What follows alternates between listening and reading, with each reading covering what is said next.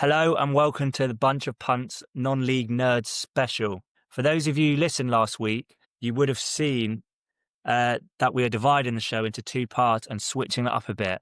I will be hosting this section, hopefully with a guest every week, building a non-league ACCA as well as highlighting any standout singles. Those watching on YouTube may have already realised I've replaced Jimmy the Punt with another scraggly-haired, handsome Yorkshire man. We've got friend of the pod, Scott Redfearn on. How are we, mate? I'm good, mate. How are you? Yeah, I'm very good. Buzzing to have you on. So, for those No worries. unfortunate enough to not be familiar with you, tell us a bit about yourself and sort of your betting style and, yeah, just what you do. Well, mainly, I sort of focus on outright, but whenever there's a bit of non-league action, I always find that there's a bit of value down there. So always sort of keep close to non-league, helps with the outright, and then you can have a little bit of fun with it as well over the weekend. So yeah, mainly outright betting across sort of your major leagues in England, Europe non-league.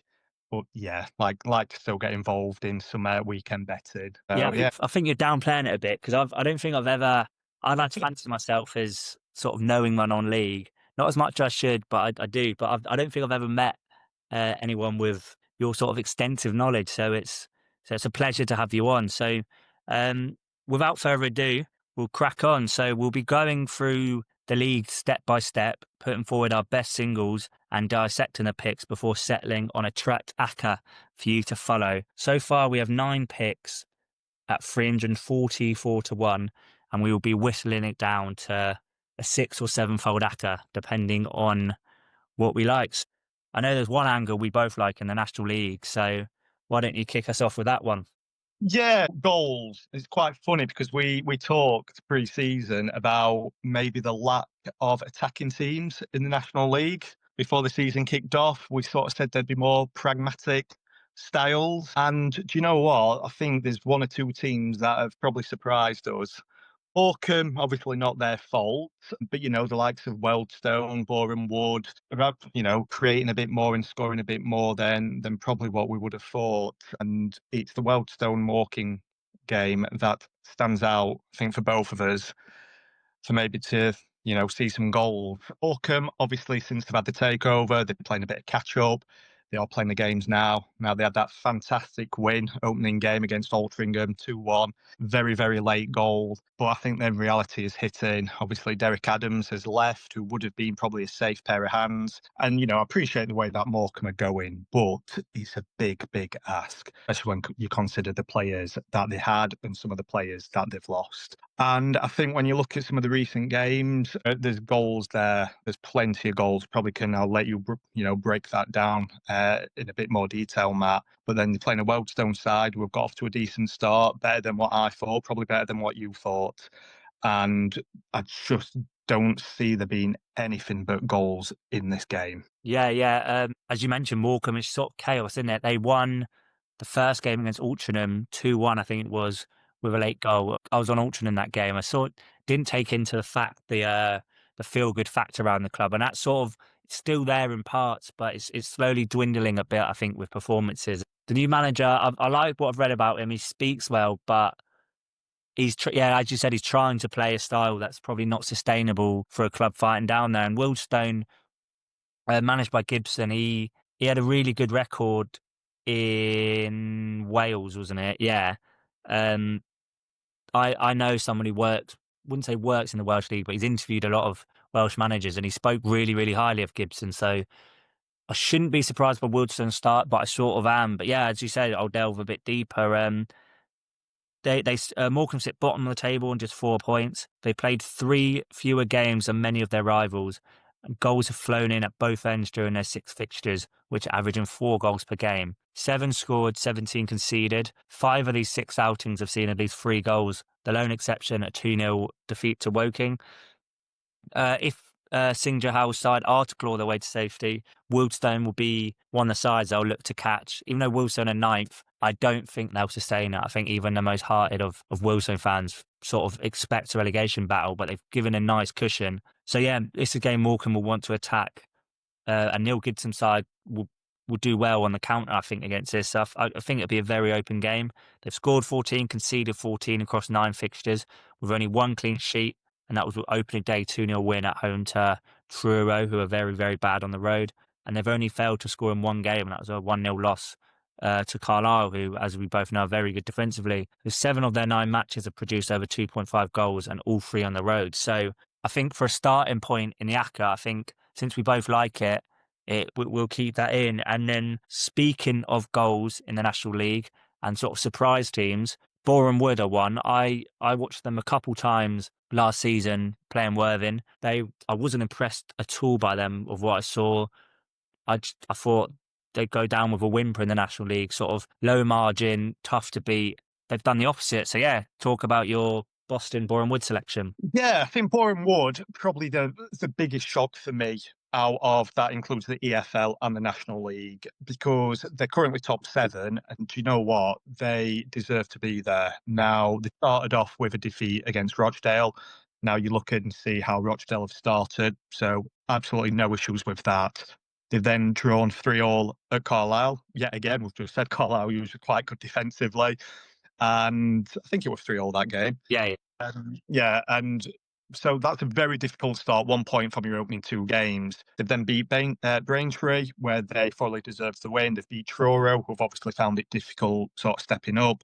Got a good draw against Hartlepool. I know Hartlepool had 10 men for most of the second half, but they were the better side. They've had that sort of topsy-turvy win against Sutton, 4-3. So yeah, again, we've seen some goals come in here. And then it's the last sort of 2 games. Now they have beat Morecambe, who we've obviously just touched. It's a bit of a tough start for them and thoroughly deserved that win. But for me, it was when they've just beat Altrincham as well. So they've beaten 3-1, XG of over 2. I think it was 220, around 218, 219, and thoroughly deserved that win. So I think when you go through the games, you said, okay, they beat Truro, finding it tough. Okay, they beat Braintree.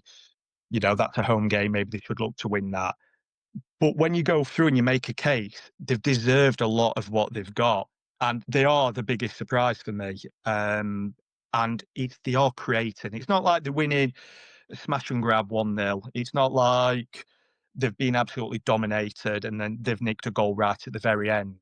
They actually, over the course of the play over the last few games, they thoroughly deserve what they've got. And they're playing Boston, who are extremely inconsistent. I know there's been a lot of change over there. Coughlin did so well to keep them up.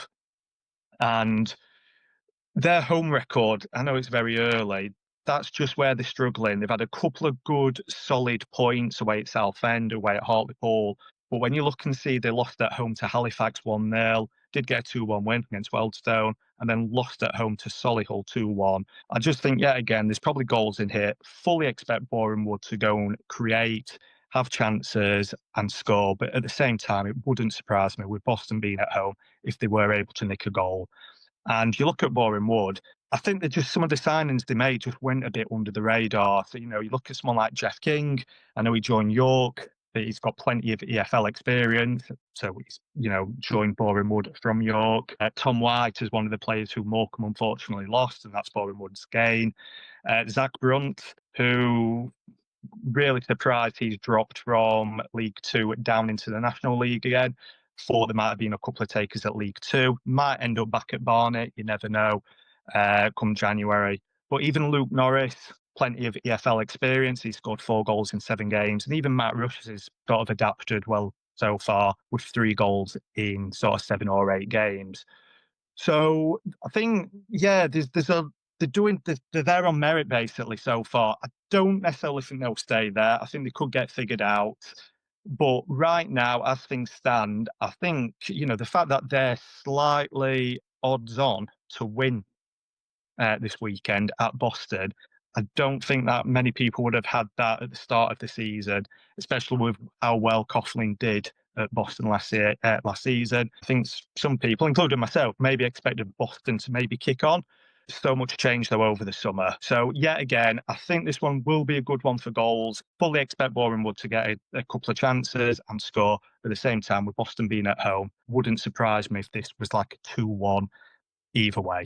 Yeah, I fully agree. And sort of Boreham Wood, as I mentioned, when I saw them, the minute they got in the playoffs, I was like, there's no chance. So I sort of put them in the same category as Maidstone, just 2 low margin sides who I didn't rate at all. And then you could have given me however many guesses, and I wouldn't have guessed that would be the playoff final. And yet Boreham Wood sort of gone through changes as well. You mentioned Boston, but Boreham Wood got rid of quite a few experienced players. So like Tyrone Marsh, who's been there for years. So they've sort of gone in another era. And I just think these two games for goals is perfect because you've got Morecambe will believe they can beat Wealdstone. Wealdstone will believe they can beat Morecambe, and Boston will believe they can beat Boreham Wood and Boreham Wood. So it's two teams that are going to go for the jugular, and I think that's a perfect recipe for goals. So yeah, the first two selections of the ACCA are over 2.5 goals in Morecambe Wealdstone, and the same bet in Boreham Wood versus Boston. So that's two of the selections in. I'm going to skip step two for now and go down to step three because I think we've got a pick each in step three. And what I will say is, obviously, we've got to whittle a couple down, and I think step three has the potential to be the ones out because in my premium tipping step three, I haven't touched it much because prices seem to go instantly the minute 10 people are on, even if that. And I found step three the most inconsistent. I found it really, really tough. So yeah, for me, it's likely to be the one where we sort of chop, despite them both being strong angles. So my one angle is Church to win. I had to search how to pronounce it because I've been butchering it the whole time. But yeah, I touched step three, but mainly the Isham and Prem because a load of local teams to me there. And Central is one I've kept an eye on purely because of how much money I've got on Harborough. So I've kept a keen eye on it. And sort of Church were one that's come onto the radar recently. They're fresh off beating step two Leamington at home 3-0, and they've now won four on the bounce in all comps. A couple of their recent signings have been impressive. They sit fifth and could quietly challenge up the league.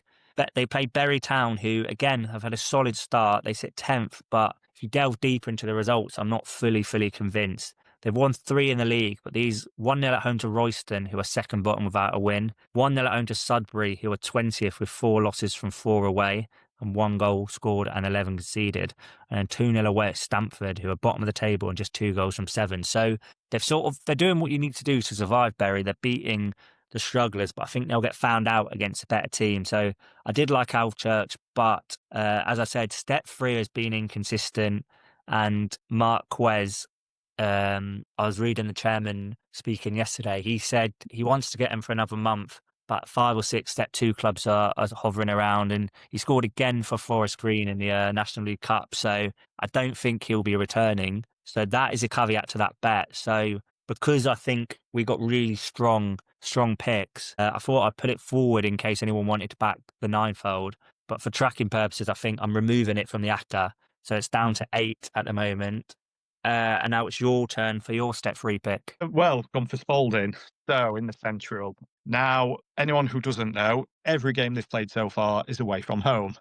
So they're having supposed to have had their new pitch sort of sorted out, relayed by now. But when you look at how well they've done in every away game, they're really going to be challenging at the end of the season. Now, I've not said this in my group. I've not sort of said two horse race yet because it's too early. But I did mention it a couple of weeks ago and said Harborough and Spalding. I sort of I not discredited, but I think I was a bit naive in my magazine in terms of from the way Harborough ended the season, and because they did so much early business, and obviously I spoke to Mitch Austin, and I was just so full on in Harborough, I sort of was a bit blindsided by Spalding. I should have noticed them, but yeah, you're spot on. They start the season really well. I just wish I wasn't so blindsided by Harborough. Well, I think the thing with me with Spalding is the first game was away at Real Bedford, who have obviously come up loads and loads and loads of money, signed well as well. So they were going to be a little bit, I know for you as well, a little bit of an outside punt,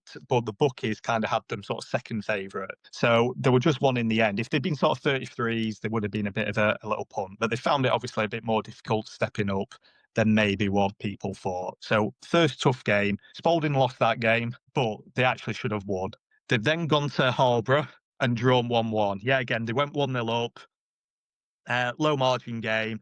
Harborough second half went for the equaliser. They got it, and then it could have gone either way. Then every game they've played then since Spalding away from home, I think they've won every one bar one where they've drawn, and that was recently. But they've been to Kettering, they were 2-0 down, won 4-2, another tough game. And they are just looking real challengers at the minute. So, yet again, away from home, they're used to this. It's not affecting them. So, to get 13-10 away at Banbury, is actually quite a nice price for a team that has won 5 out of the last 6 and drawn the other in the league. They looked the part, and I just thought it might have been a little bit short to that price. It might be a bit risky to throw in an Ake at that sort of price. But it was just a price that sort of stood out to me. Yeah, you've fully sold me there with them. Yeah. But because I've got 5 in step 2, my 5 most confident. Step 2's been a really profitable league for me now, Yeah. but and we can't do an eightfold, so I will talk through my 5 step 2 picks because I don't believe you have any, do you? I like the fi I know where you're coming from with Filed. That's the one that I was also thinking. Yeah. So I've got 5, so I'll whittle through them, and then from there, I think we'll go with a sevenfold.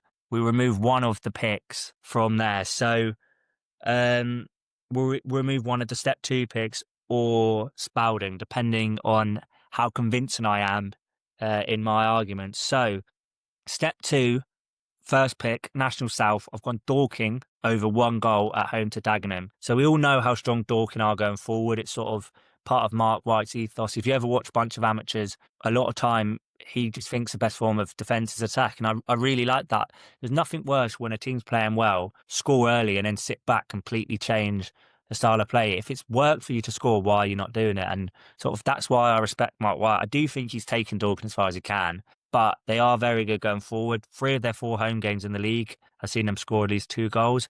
They also beat Step 3, Wingate and Finchley 7-2 in the Cup. And it's sort of backing against Dagenham again. Did from the start. I remember saying in the magazine that the two, I think it was like 2.5, I think they were to win the league or something ridiculously short. I said if they won the league, I'd donate a hefty sum to charity. So I think my money's safe. And yeah, I back against them every week. And I actually watched them. They played Worthing during the international break at Dagenham. So I went up supporting Worthing. I couldn't believe how shit Dagenham just were. Like, first time being able to see them in the flesh, they had Andy Carroll came on 60th minute, but before that they were just lumping it long to a front two. Their 2 centre backs, Rendell and can't remember who the other one were absolutely diabolical. They're getting bullied by the Worthing front line, and there was gaps all over the pitch. It probably should have been more. Um, yeah, the long ball defence getting parted so easy. They conceded 2 plus in 6 of their 8 games. One of the exceptions was a 2-1 win over Hemel, a game where Hemel were robbed by a referee decision, so should have had a pen. And the other game was Salisbury early on the season, who were being very, very poor to the surprise of me. So yeah, I just think how strong Dorking are at home and how shit Dagenham are in general. Lee Bradbury got so much abuse after the game as well. It's a very toxic place to be. So yeah, I really like Dorking over 1 as one selection. The other one from that league is Weston-super-Mare to beat Chesham. Obviously, data tells a story a lot of the time, and it sort of can be a bit skewed in non-league. Sort of that it's not as reliable in non-league. It's still useful, but the underlying data for the Seagulls is very, very good, and sort of the results have backed this up. They sit second in the league after 6 straight wins in all comps. They beat relegated duo Maidenhead and Dagenham at home, as well as defeated playoff finalist Maidstone. They scored 7 goals, conceding 0 in the process. They are yet to concede at home and look strong going forward. Chesham are without a win in 6, scoring just 3 goals in this run, and they played some teams you'd sort of expect to be in the bottom half in Bath, Totton, Tonbridge and Horsham in this run. So a team who's ticking every box in terms of attacking well, defending well, playing at home to a team sort of low on confidence. It's one I really, really like. But in saying that, I've just remembered I've got a Weston-super-Mare angle in my long shot. So I'm happy to sort of sacrifice that angle and remove them from the ninefold. So it's down to a sevenfold, which I think we'll stick with. I'll just run through my final 3 picks and then summarize the sevenfold, which comes out at 68-1.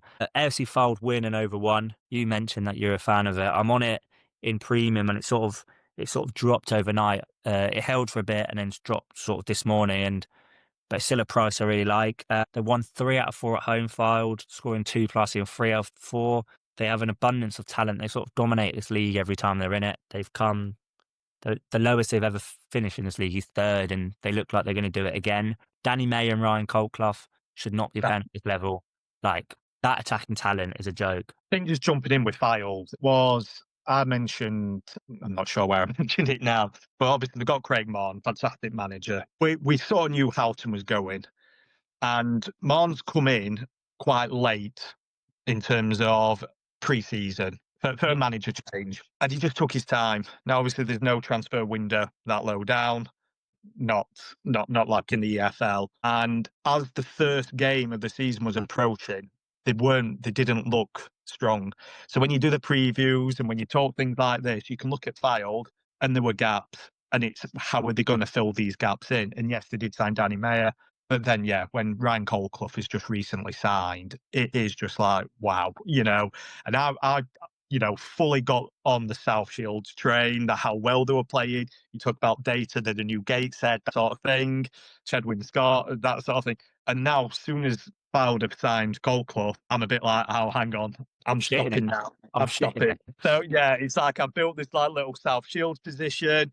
And now it's like, I'm just leaving it at that because if they're going to be pulling that sort of caliber of signing out, then we've got to wait and see. Ormrod's sort of a player that's always he's young. He broke through young. He's still a teenager. I think he's got 5 or 6 this season. So they're just firing on all cylinders and sort of fire a team. Once they start going, you can't catch them. South Shields have been brilliant, but can they do a 7, 8, 9 game winning streak like Fylde? It wouldn't surprise me if Fylde go win 8 in a row now. They're that strong and sort of they're at home to a Like, Leamington side who are very, very poor. Like, the same as last season. They're strong at home. I'd always back them at home, but away they were shocking. This season they took points early at Curzon. That was early in the season, as you mentioned, manager leaving, sort of still getting to grips with it. And at Peterborough Sports, who are bottom, they've since lost 3-2 away at Kiddie, 2-0 to Spennymoor. And obviously the midweek, the FA Cup clash with Alchurch, where they lost 3-0 to a team in the league below. Saw a few Leamington fans saying it could have been 5 or 6, and so that is a worrying sign against a team in the league below, especially when you're playing a free score on Fylde. So yeah, that is another selection. Fylde win and over one. Final two, sort of a similar theme with this one. Scarborough win and over one. Um, yeah, they're not playing at home, are they? They're playing. My northern geography is shocking. I think they're playing in Bridlington, aren't they? If I remember. yeah, it's not far. Okay, not far. So they've won four But out of four. it's not far for that part of the country, but Yeah, yeah. but they've won 4 out of 4 like not at home, but they are at home. They scored 2+ in all 4 of these, and yeah, so you can't really argue that record. And the only basement boys, Peterborough Sports, have a worse defensive record than Oxford City, who concede an average of 2 a game. Because at that level, there seems to be quite a big southern-north divide. Like you've got Bedford playing in the north, even Oxford City is relatively southern. So teams like that, Bedford, Oxford, even Merth, I thought would struggle. Um, yeah, they will struggle on the road, and it's a long journey to to Bridlington for them, and they've conceded 2+ in all 4 league away games and have kept just 1 clean sheet. They were also dumped out the FA Cup by Stepford Westbury, losing 4-2. So on the assigns to them, I'm not keen on their chances. Yeah, Scarborough. So again, it's about evens for Scarborough win and over one, which I think is a big price given the record. And finally, uh, over 2.5 goals in Darlington Chester. Goals in Chester is sort of an angle that I attack all the time, and it's sort of a perfect matchup with Darlington. Both have been underwhelming this season, both great in front of goal and shit at the back. Darlow have been awful at home and Chester awful away, so I think there's real potential for goals. Over 2.5 has landed in 6 out of 8 for both. The only 2 games for both that didn't see over 2 all ended 1-1, so really close to landing there. So I think it's got the recipe for goals. So that's the final selection if you're happy with that sevenfold. So to summarize, Spalding staying in. yeah, Spalding are staying in. What have we taken out? Western Supermare win. It's a Just really strong regardless. angle, but I've got another one come in, and Dave Church win as well. The sevenfold is Fylde win and over one against Leamington.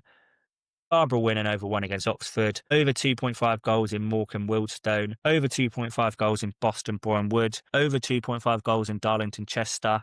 Dorking over 1 goal and Spalding to win at Banbury. The sevenfold comes at 68.95 and we'll be tracking that with half a point. So that's sort of section one, the new part of the show, the build the Akka, and now it's sort of the bread and butter for I'd say for both of us.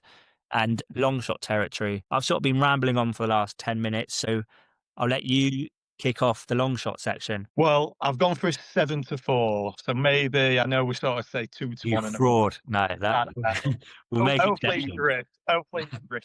But I've gone for Cleethorpes to beat Stockton. So I was on Cleethorpes pre-season as a bit of a long shot. Now, talk to you a little bit about them. They're quite ambitious, got promoted last year, won the league below, and some of the signings were quite impressive. It's been a little bit of a mixed start, and you can tell that their ambitions are there with how they've reacted. So even though they've signed players like Bailey Conway, who they took from sort of local rivals Gainsborough, James Blunden, who was very strong at Stamford last season, who just missed out on the playoffs. So they sort of signed some proven step three players, and what happened with them recently, they lost to Colton Town, who were in the league below in the FA Cup, got hammered 3-0. And I think it was a bit of a wake up call. They then went to FC United, who I think at the time might have been top or joint top. And they were much, much better. It were an even game, but then Cleethorpes got a man sent off. And as soon as they had that man sent off, it just changed the course of the game. And FC won 2-0. The last two games have been much better. They beat League Town 3-0 and just been to Ilkeston and won 3-0. Now, you could say maybe it's settling down. You could say it's, the team sort of coming together, because they did have a couple of injuries at the very start, a couple of the new signings to miss out. But we've just talked about sort of Ryan Colclough joining Fylde and mentioned Danny Mayer at Fylde. Cleethorpes signed Callum Ainley from Grimsby, recently as well. And I think when you look at someone like Charlie Kirk, who was a former Crew player, who's at Altrincham now in the National League, and you look at Ryan Colclough, former Crew player, who's now in the National North at Fylde, the fact that you've got Callum Ainley, who was at Grimsby last year, played about sort of 24, 25 games, has played, I'm going to say, around just under 300 games in the EFL, most of them sort of League Two, a little bit in League One. And the fact that he's now in step three is a bit of a cheat code. Now, he has spent 2 years at Grimsby. Northern geography for you here, Cleethorpes and Grimsby are literally the same place.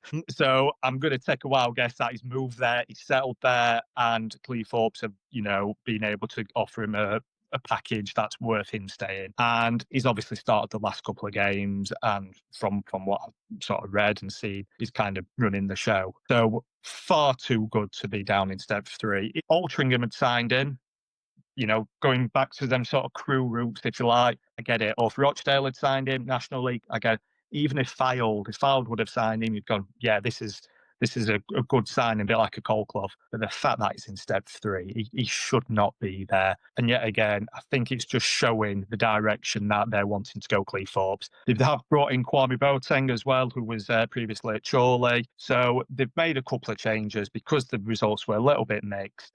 Couple of good wins, and they're playing a Stockton side who I think will be playoffs minimum come the end of the year.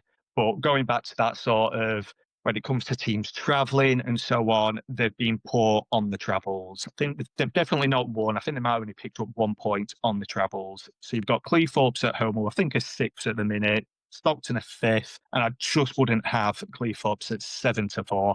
I think a little bit of that's going to come down to the fact that Cleethorpes might still be seen as a promoted side. And I just don't agree with the price. I think it's a bigger draw. No bet was even money. That was one potentially for the Akka, but let's get it on the bigger play. It's 7-4 for Cleethorpes to beat a poor travelling Stockton side. That's a beautiful bet. I've got a few that I will rush through because we don't have long left on the meeting. Mum did it on Zoom instead of Riverside because I couldn't get into Riverside. So I'll just ramble through my three now, and then you could finish with yours. I've got 105-1 fourfold, which I'm having a half a point on, and it's Dorking, Torquay, Scarborough, and Fylde to score 3+ goals. I spoke about Dorking, Scarborough, and Fylde, so I won't bore you with that. I'm adding Torquay in.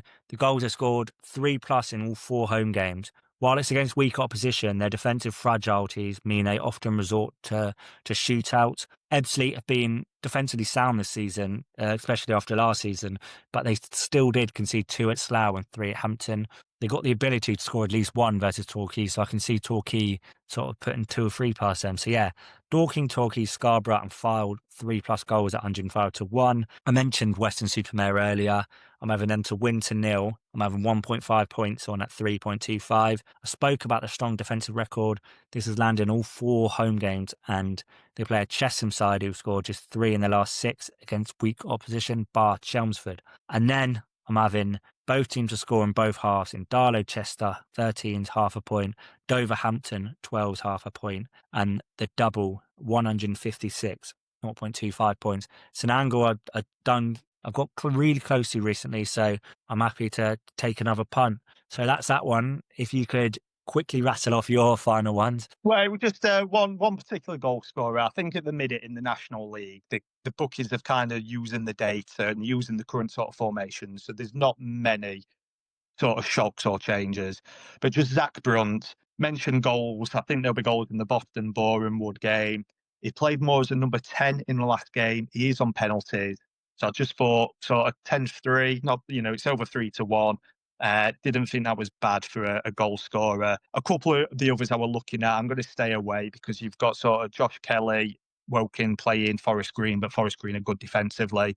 So it is a little bit of an inflated price, but I don't want to risk that. And then I was looking at Wakeling at Solihull, who's got to a good start, but yet again away at York. So then it's an inflated price because they might only get one chance. So if I were going for a goal scorer, I'd be going sort of Zach Brunt. It's above 3-1. And yeah, that's just for the fact that I think there'll be them goals in that Boreham Wood game. Perfect. And he's Sorry, I had to rush that last bit, but the on. Zoom meeting's about to end. So yeah, that's non-league nerds. We'll be back next week, and we've got the other section of bunch of punts to come. So thank you very much for coming on, Scott, and we'll hopefully have you on again soon.